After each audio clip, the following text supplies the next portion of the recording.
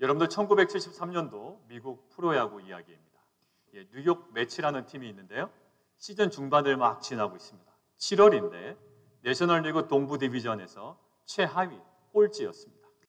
1위였던 시카고 컵스가 있는데요. 그 팀하고는 9게임 반차의 차이가 납니다. 당시 한 기자가요. 그 매치 감독에게 질문을 합니다. 감독님 보기에도 이번 시즌은 사실상 꼴찌로 끝나겠죠? 라는 질문이었습니다. 이 질문에 뉴욕 매치의 감독이었던 요기 베라가 이렇게 대답합니다. 자막 보시겠습니다. 끝날 때까지 끝난 것이 아니다. 정말 베라의 말처럼요. 꼴찌였던 뉴욕 매치가요. 시즌 막바지에 기적적으로 시카고 컵스까지 제치고요. 그 동부 디비전 1위를 차지합니다. 그리고 내셔널리그 챔피언십까지 거머쥐고요. 결국 그해 월드 시리즈까지 진출하게 됩니다.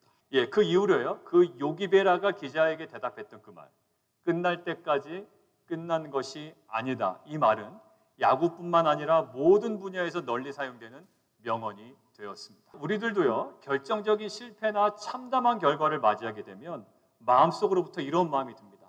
모든 것은 끝났어 라며 자포자기하게 되죠. 회복의 여지가 없어 보이는 직장과 사업에 대해서도 포기할 수 있고요. 변화될 여지가 없어 보이는 배우자나 자녀나 섬기는 영혼들을 포기해버릴 수 있습니다. 오늘 읽은 본문에서도요. 그렇게 여김받을 만한 인물이 등장합니다. 바로 마가 요한입니다. 그가 이미 끝났다라고 여김받은 사건은 무엇인지, 그리고 그의 인생의 끝은 과연 어떠했는지 오늘 그의 인생의 흔적들을 좀 따라가 보면서 묵상해 보려고 합니다. 자, 마가 요한의 가족 관계를 먼저 한번 살펴볼까요? 마가 요한은요. 바나바의 조카입니다. 결국 마가 요한의 외삼촌이 바나바가 되는 겁니다. 그리고 그의 어머니에 대해서는 지난주 본문 우리가 보면 되는데 사도행전 12장 12절에 기록되어 있습니다. 성경책으로 12절을 잠깐 이렇게 보시면요. 이렇게 써 있어요. 마가라 하는 요한의 어머니 마리아의 집에 사람들이 뭐하고 있다? 기도하고 있다고 기록되어 있습니다. 근데 사실요. 사도행전 성령 감림 사건 때 그때 모여하던 기도의 장소도 이 마리아의 집이었고요. 예수님과 제자들이 최후의 만찬을 하던 장소도 동일한 집이었을 거다라고 학자들은 추측하고 있습니다. 결국 마가 요한은요. 신앙에 열정이 있는 마리아의 아들이고 선교에 열정이 있는 바나바의 조카인 셈이죠. 자, 그런데 오늘 본문에서는요. 마가 요한의 등장과 퇴장이 굉장히 빠르게 진행이 됩니다. 마가 요한의 등장은 지금 오늘 5절에 기록되어 있는데요. 바나바와 바울의 전도 여행의 수행원으로 등장합니다. 마가 요한의 퇴장은요. 오늘 3절에 기록되어 있는데 본격적으로 사역이 시작되기도 전에 전도 여행을 포기하고 예루살렘으로 돌아가는 퇴장의 장면이 기록되어 있습니다. 오늘 13장에는요. 아무렇지도 않게 기록되어 있지만 사실 사도행전 15장에는 마가 요한의 지금 오늘 갑작스런 이런 퇴장이 바울과 바나바를 갈라놓는 심각한 사건이었다라는 것이 아주 명백하게 드러나고 있습니다. 사도행전 15장 37절에서 39절을 함께 읽겠습니다. 바나바는 마가라 하는 요한도 데리고 가고자 하나 바울은 밤빌리아에서 자기들을 떠나 함께 일하러 가지한 자를 데리고 가는 것이 옳지 않다 하여 심히 서로 다투어 피차 갈라서니 바나바는 마가를 데리고 배 타고 구브로로 갔다라고 기록이 되어 있습니다. 이때는요. 바울과 바나바가 1차 전도 여행을 마치고 이제 2차 전도 여행을 막 계획하고 있었던 때였습니다. 그런데 바나바는 이 2차 전도 여행 때 자신의 조카인 마가 요한을 함께 데리고 가기를 원했던 거죠. 그런데 바울은요. 아주 단호하게 마가 요한을 데리고 가는 것이 옳지 못합니다라고 주장합니다. 마가 요한의 행동에 대한 바울의 평가가 아주 분명하게 오늘 본문에 나와 있죠. 자기들을 떠나 함께 일하러 가지 않았다라는 평가를 내리고 있습니다. 사도 바울은요. 실은 1차 전도 여행 때 루스드라라는 지역에서 돌에 맞아 거의 죽을 뻔했습니다. 그러니까 그렇게 온몸으로 그런 고난을 감당해낸 사도 바울 입장에서는 중도에 포기한 마가 요한이 아주 무익하다라는 거죠. 쓸데없다라는 겁니다. 마가 요한이 그렇다면 1차 전도 여행 때 그만두게 된 이유가 과연 무엇이었을까요? 뭐 여러 가지가 있는데요. 버가에서 이제 비시디 안디옥으로 이렇게 넘어가야 되는데 그 길은 산적도 계속 출몰하는 험한 산길이었습니다. 그래서 예상되는 어려움과 위험 때문에 견딜 수가 없어서 포기해버렸다는 설이 하나 있고요. 마가 요한이 풍토병에 걸렸거나 아니면 향수병에 걸렸다는 설도 있습니다. 아니면 바울이 병에 걸렸는데 그 모습을 본 마가 요한이요 화들짝 놀라서 포기했다라는 설도 있어요. 그 외에 다른 이유들도 있고 정확한 이유는 우리가 알 수 없지만 분명한 것은 바로 이겁니다. 사도 바울은요 마가 요한의 그런 행동을 무엇으로 지금 여기고 있나요? 선교팀에 심한 어려움과 큰 타격을 준 옳지 못하고 무익하고 나약한 행동으로 지금 사도 바울은 여기고 있다는 거예요. 그래서 사도 바울은 이렇게 생각한 거죠. 마가 요한이 이렇게 조인하게 되면 선교팀에 부정적인 영향을 줄 수 있다는 판단으로 아예 제외시켜버린 겁니다. 한국어 표현으로 바로 이렇게 된 거예요. 사도 바울에게 마가 요한은 완전 찍힌 거죠. 바울과 바나바의 이런 의견 차이 때문에 2차 전도 여행부터는 서로 갈라지게 됩니다. 결국 마가 요한은요 한순간에 1차 전도 여행의 좋은 파트너였던 바울과 바나바를 갈라지게 한 문제의 인물로 완전히 전락해버리게 된 거예요. 근데 한번 생각해 보세요. 마가 요한의 행동이 사도 바울에게 상처가 된 거잖아요. 근데 거꾸로 생각해 보면 마가 요한을 향한 사도 바울의 이런 취급이요 마가 요한에게도 적지 않은 아마 상처가 되었을 겁니다. 사람은 변하기 어렵다고 하는데 결국 문제의 인물이었던 이 마가 요한은 이렇게 잊혀지는 듯 했습니다. 그렇지만 우리 옆에 계신 분들 함께 이야기 나눌까요? 끝날 때까지 끝난 것이 아니다. 문제의 인물로 그냥 마무리될 것 같던 이 마가 요한이요. 신약성경 베드로 전서에서 갑자기 등장하게 됩니다. 베드로전서 5장 13절입니다. 우리 함께 읽도록 하겠습니다. 택하심을 함께 받은 바벨론에 있는 교회가 너희에게 문안하고 내 아들 마가도 그리하느니라. 여러분들 베드로가요 마가를 향해서 뭐라고 그럽니까 지금? 내 아들이다라고 이야기를 합니다. 사도 바울에게는요 지금 마가 요한이요 문제아로 인식이 됐던 사람이에요. 그런데 베드로는요 지극한 애정으로 지금 대하고 있습니다. 우리는 이런 표현에서 베드로와 마가 요한 간의 관계에서만 나타나는 특별한 것이 아닐까라고 우리가 좀 생각해 볼 수 있겠죠. 그런데 그렇지가 않습니다. 사도 바울이요 로마 옥중에서 기록한 골로새서에서도 마가 요한에 대한 언급이 나타납니다. 골로새서 4장 10절인데요. 함께 읽겠습니다. 지금 사도 바울이 이야기하는 겁니다. 나와 함께 갇힌 아리스다고와 바나바의 생질 마가와 이 마가에 대하여 너희가 명을 받았음에 그가 이르거든 영접하라. 여러분들 지금 사도 바울이 쓰고 있는 이 골로새서는요. 사도 바울이 1차, 2차, 3차 전도여행을 다 마치고 로마 감옥에 있을 때 기록한 겁니다. 시간을 계산해 보면 아까 마가 요한이 1차 전도여행을 포기하고 도망갔죠. 그때로부터 약 10여 년이 지났을 때입니다. 전도여행을 중도에 포기했던 마가 요한이 지금 10여 년이 지난 이 시점에 바울과 함께 어디에 있나요? 로마에 갇혀 있다라고 이야기가 되고 있습니다. 조금 더 확인해 보기 위해서 옥중에서 골로새서와 거의 동시에 작성된 빌레몬서를 한번 찾아보겠습니다. 여러분 빌레몬은요 사람 이름이에요. 근데 골로새 교회의 장로님입니다. 그러니까 결국 빌레몬서는 골로새 교회의 장로님이신 빌레몬에게 사도 바울이 작성한 편지인 거죠. 그러니까 아까 보냈던 골로새서를 보낼 때 빌레몬 장로님에게도 편지 한 통을 동시에 보낸 셈이에요. 바로 그 편지 빌레몬서 1장 24절입니다. 함께 읽겠습니다.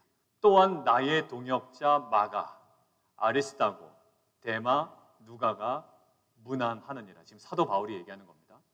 골로새서에서는요. 아까 마가 요한이 자신과 함께 갇혀 있다라는 표현만 되어 있었어요. 근데 오늘 지금 빌레몬서에서는요. 마가 요한을 바울 자신의 동역자라고 표현하고 있습니다. 자, 2차 전도 여행 때 바울과 바나바를 갈라지게 했던 그 문제적 인물인 마가 요한이요. 10년이 지난 지금 사도 바울에게 무엇이 되어 있나요? 동역자가 되어 있습니다. 우리 옆에 계신 분들과 다시 말씀 나누겠습니다. 끝날 때까지 끝난 게 아니다. 사도 바울에게 동역자로 여김받았던 이 사람들 아까 나왔었죠. 사도 바울에게 동역자로 여김받았던 이 빌레몬서에 기록되어 있던 이 사람들의 마지막은 어떻게 되었을까요? 바울이 순교당하기 바로 직전에 지하 감옥에서 기록됐던 마지막 편지를 보면 확인할 수가 있습니다.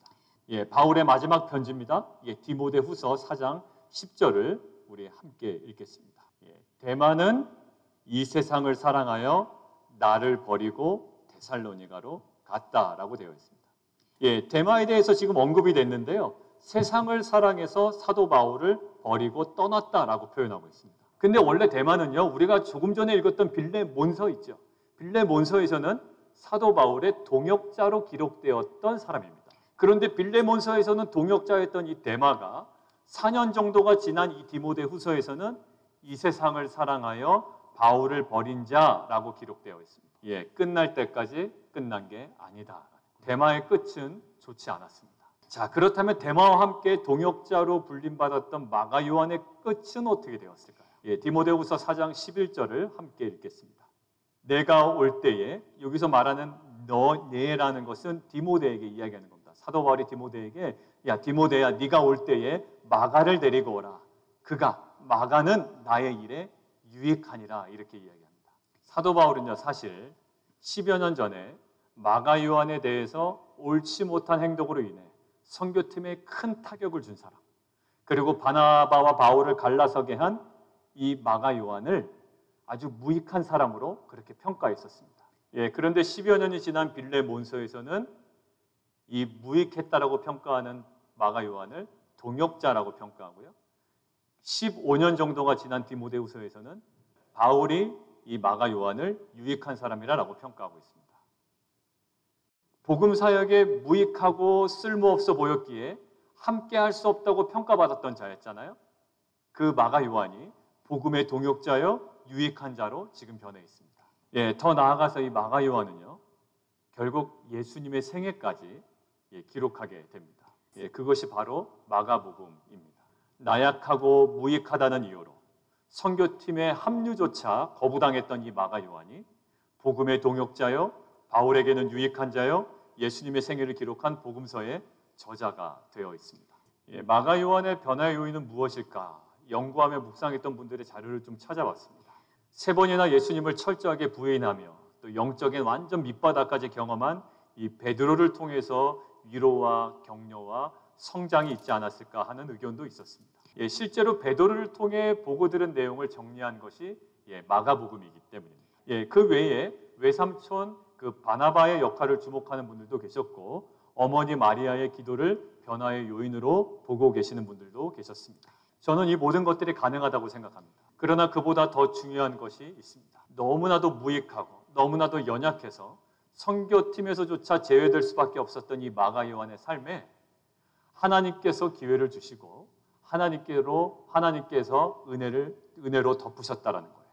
사랑하는 성도 여러분, 마가 요한에게 이러한 기회를 주시며 또한 은혜를 베푸셨던 하나님께서는 실패하고 무익해 보이는 우리의 모든 인생과 또 바닥까지 내려가 포기하고 싶은 사업과 또 자녀와 우리가 섬기는 모든 영혼들에게까지도 동일하게 오늘도 또 앞으로도 역사하실 줄 믿습니다. 우리 옆에 계신 분들 또 함께 이야기 나누겠습니다. 끝날 때까지 끝난 것이 아니다. 여러분들, 이스라엘 백성들과 유대인들이 그렇게 존경하는 다윗 있잖아요. 그 다윗도 사실 흠이 없는 사람은 아니었습니다. 자신의 그 충성스러운 부하였던 그 우리아의 아내 밧세바를 몰래 취합니다. 그리고 우리아는 전쟁에 나가서 죽게 만들죠. 하나님께서는 나단 선지자를 통해서 다윗의 그러한 행동이 얼마나 악한 것이었는지를 깨닫게 하십니다. 다윗은 거기서 인생이 끝나지 않았어요. 다윗은요, 거기서 다시금 일어납니다. 그리고 통회하고요, 회개하고 끝까지 하나님을 향해 마음을 지키며 그는 살아갑니다. 다윗의 말년 이야기가 열왕기상에 기록되어 있습니다. 재미있는 표현이 있는데 이렇게 기록되어 있어요. 나이가 많아 늙으니 이불을 덮어도 따뜻하지 아니했다라고 기록이 되어 있습니다. 그래서 신하들이요, 다윗에게 그 젊은 처녀 수넴 여자 아비삭을 이렇게 얻어드립니다. 그런데 눈에 띄는 표현이 성경에 이렇게 있어요. 이 처녀는 심히 아름다워 그가 왕을 받들어 시중 들었지만 왕이 잠자리를 같이 하지 아니하였더라, 이렇게 되어 있습니다. 다윗은요, 모든 성적인 문제를 극복하고 인생의 마지막을 잘 정리해 나가고 있습니다. 그래서 성경은 다윗의 일생에 대해서 이렇게 평가합니다. 열왕기상 15장 5절이에요. 우리 함께 읽겠습니다. 시작. 다윗이 햇사람 우리아의 일 외에는 평생의 여호와 보시기에 정직하게 행하고 자기에게 명령하신 모든 일을 어기지 아니하였습니다. 다윗은요, 그 마지막까지 하나님께 귀하게 기억이 되고 있는 겁니다. 끝날 때까지 끝난 게 아니다. 사랑하는 성도 여러분, 우리도 이러한 신앙의 여정을 날마다 걸어가고 있습니다. 저나 여러분이나 완전한 자가 아니기 때문에요. 때로는 실패하고 때로는 주저앉고 또 여러 가지 상황에 걸려 넘어질 수 있습니다. 그러나 우리는 하나님의 은혜 아래 있고 하나님은 언제나 다시 시작할 수 있는 기회를 우리에게 주실 줄 믿습니다. 여러분들 성경은 의인에 대해서 이렇게 이야기를 하거든요. 잠언 24장 16절 함께 읽겠습니다. 대저 의인은 7번 넘어질지라도 다시 일어나려니와 악인은 재앙으로 말미암아 엎드려지느니라. 여러분들 잘 보십시오. 의인은요 넘어지지 않는 자가 아닙니다. 오히려 7번 넘어지는 자입니다. 그렇지만 의인은 7번 넘어지더라도 8번 일어나고 다시 일어나는 자인 줄 믿습니다. 왜냐하면 우리에게는 예수 그리스도 십자가의 복음의 은혜가 있기 때문입니다. 언제나 다시 시작할 수 있도록 우리를 붙들어 주시고 은혜로 덮어주시는 주님이 계시기 때문입니다. 정리하겠습니다. 디모데 후서에 나오는 데마의 끝은 안타깝게도 좋지 않았습니다. 이스라엘의 초대왕 사울도요 시작보다 끝이 좋지 않았습니다. 솔로몬도요 시작보다 끝이 좋지 않았습니다. 그러나 무익한 사람 취급당하고 선교팀에서 아예 제외되었던 시작이 좋지 않았던 마가 요한의 끝은 너무나도 지금 빛나고 있습니다. 끝이 시작보다 나은 인생을 살았던 자가 바로 마가 요한이었습니다. 생각해 보십시오. 솔로몬도 실패했고요. 사울 왕도 실패했습니다. 근데 마가 요한은 끝이 시작보다 나은 인생을 완성했던 사람입니다. 여러분들 우리가 어떠한 절망과 실패를 경험하고 그리고 세상으로부터 무익한 자로 취급을 받고 있다 하더라도 예수 그리스도 십자가 복음 안에서 끝이 시작보다 나은 인생을 살아가시는 우리 모든 성도님들 되시기를 주님의 이름으로 축원합니다. 여러분의 사업과 또 가정과 또 자녀가 너무나도 형편없어 보여서 포기하고 싶어질 때가 혹시 있더라도 예수 안에서 끝까지 인내하며 주께서 이루시는 결말을 영광스럽게 누리시는 우리 모든 성도님들 되시기를 주님의 이름으로 축원합니다. 전도서 7장 10절 말씀 함께 읽고 마치겠습니다. 함께 읽을까요? 시작. 옛날이 오늘보다 나은 것이 어찌미냐 하지 말라. 이렇게 묻는 것은 지혜가 아니니라. 오늘보다 옛날이 나았다라는 푸념이 아닌 옛날보다 오늘이 낫다라는 이러한 고백이 예수 그리스도 안에서 날마다 넘쳐나는 우리 귀한 성도님들 되시기를 주님의 이름으로 축원합니다. 마지막으로 인사하겠습니다. 복음 안에서는 끝날 때까지 끝난 것이 아닙니다. 예수 안에서 다시 일어납시다.